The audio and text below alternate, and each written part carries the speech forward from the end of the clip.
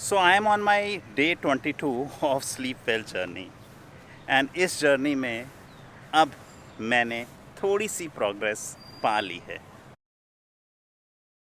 Before we go ahead, let's review what had happened on day 11. Day 11 तक my journey was full of challenges.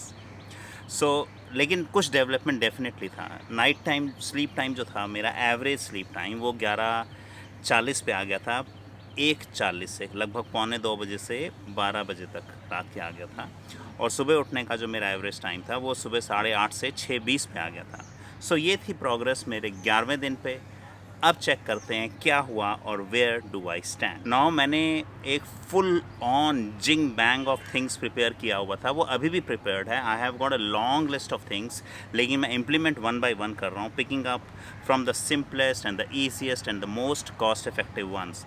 जब 11वें दिन पे मेरी प्रोग्रेस अच्छी नहीं रही तो मुझे लगा कि इट इज़ टाइम कि मैं अब अपनी किटी से 2-4 प्रैक्टिसेस और निकालूँ और उनको अपनी लाइफ में इम्प्लीमेंट करूँ. While I was about to do that and I had almost made up my mind to do that, I thought कि is it necessary जो 4 चीज़ें मैंने 11 डेज या इनिशियली इस प्रोग्राम में अपने ऊपर इम्प्लीमेंट की थी, क्या मैंने वो पूरी और फुल्ली तरह से जस्टिफाइबल तरीके से इम्प्लीमेंट की हैं? तो मेरा आंसर था नहीं. जब मुझे मेरा आंसर मिला कि नहीं, अभी जो मैंने बेसिक्स ही सेट नहीं किए हैं, डज़ इट मेक सेंस कि मैं और 4 चीज़ें 2 चीज़ें या कोई भी चीज़ नई ला के इम्प्लीमेंट कर लूँ जिससे मेरा प्रोसेस में भी और कॉम्प्लेक्स हो जाए. मैंने ये चीज़ डिसाइड की कि अभी मैं कोई भी नई और extra practice, specially any complex one, अपने स्लीप वेल प्रोग्राम में इम्प्लीमेंट नहीं करूँगा. For me it was like a repeat. जैसे मान लो आपने कोई टेस्ट दिया, उसमें आपका अच्छा स्कोर नहीं आया, you say I am going to give this test once again. आप साइकिल लेके निकले प्रैक्टिस करने, आपकी साइकिल प्रैक्टिस अच्छी नहीं हुई, आप 4 बार गिरे या उस दिन नहीं सीख पाए, you are again learning, you are not moving to learn something else, let's say skateboard. इसी सोच के साथ मैंने कहा कि जो 4 चीज़ें थी अब मैं उनको पूरा फर्स्ट 11 डेज़ का प्रोसेस वंस अगेन रिपीट करूँगा.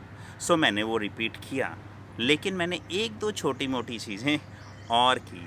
क्या की, चलिए जानते हैं. फाइनली मुझे इनिशियल वार्म अप करने के लिए अपनी फ़िटनेस क्लास मिल गई. नाउ इस फिटनेस क्लास के मिलते ही वहाँ पे 10-12 बहुत ही अमेजिंग फैंटास्टिक लोगों का ग्रुप मिला. मेरे लिए वो एक बहुत ही बढ़िया मॉर्निंग मोटिवेशन हो गया. तो अब बात करते हैं कि 22 दिन पूरे होने पे मेरा क्या रिज़ल्ट रहा. मेरा एवरेज स्लीप टाइम पहले 11 दिनों में रात के 1:45 से दैट इज़ 1:40 से हट के 11:40 पे शिफ्ट हुआ. और अब 22वें दिन पे वो 11:40 से हट के 11:30 पे ही शिफ्ट हुआ. मॉर्निंग रूटीन में जो मेरा पहले टाइम था सुबह सो के उठने का, सुबह 8:30 बजे, वो 8:30 से शिफ्ट होकर 6:20 पे पहुंचा और 6:20 पे वो पहुंच गया है 5:30 बजे. ये that was the time I was I had set out for my self. ये हो गई मेरी 22 दिन की प्रोग्रेस. 40वें दिन पे फिर से मिलूँगा और शेयर करूँगा कहाँ पहुँचा, क्या नई चीज़ें की, क्या चैलेंजेस फेस किए और कितनी सक्सेस मिली.